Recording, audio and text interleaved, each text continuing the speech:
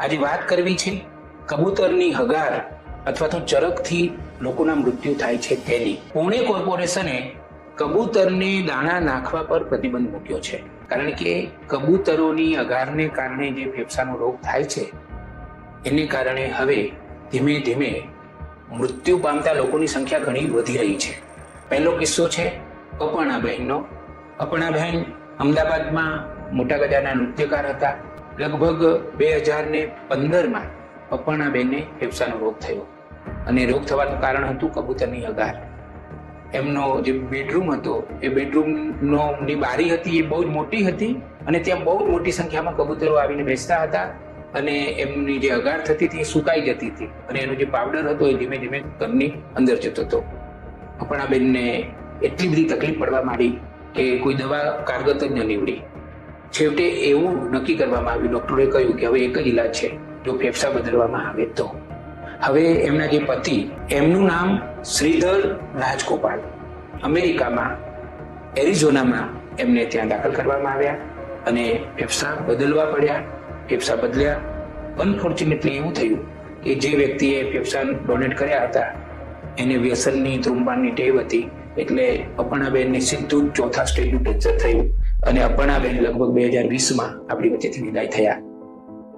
શ્રીધરભાઈએ પોતાની પત્ની પાછળ આશરે 13 કરોડ રૂપિયાનો ખર્ચ કર્યો. અમારા એક મિત્ર છે જીગર ખુંટ, હમણાં તેમના માતાનું અવસાન થયું.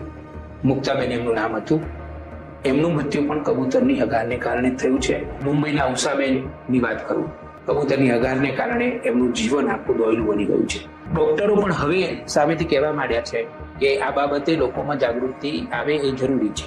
Association of chest physician of ગુજરાતના જે પ્રેસિડેન્ટ છે ડોક્ટર રાજેશ સોલંકી, એમણે એક મુલાકાતમાં એવું કહ્યું હતું કે હગારથી થતી જે બીમારી છે એને કારણે માત્ર 24 કલાકમાં જ દર્દીને ઓક્સિજનની જરૂર પડે એવી પરિસ્થિતિનું નિર્માણ થઈ જાય છે. મિત્રો, મેં 4-5 વર્ષ પહેલા કબૂતરની હગારના આ બધા કિસ્સાઓ ફેસબુક ઉપર લખ્યા, વોટ્સએપ પર વાયરલ થયા. પછી તો ઘણા બધા લોકોએ સામેથી મારો સંપર્ક કર્યો. આખા ભારતમાંથી 100થી વધારે વ્યક્તિઓએ મારો સંપર્ક કરીને મને કહ્યું હતું કે અમને પણ કે અમારા સ્વજનને કબૂતરની હગારને કારણે આ બધા પ્રશ્નો થયા છે. મિત્રો, આ વિડીયોના અંતે મારે એક ખાસ વાત કહેવી છે કે આપણે બધા જીવદયા પ્રેમી છીએ જ અને જીવદયા પ્રેમી રહેવું જ જોઈએ, પરંતુ જોડે જોડે માણસના જીવનનું પણ ઘણું મહત્વ છે. ત્યારે કબૂતરોની હગારને કારણે જે પ્રશ્નો થાય છે એની સામે આપણે બધા જાગૃત થઈએ.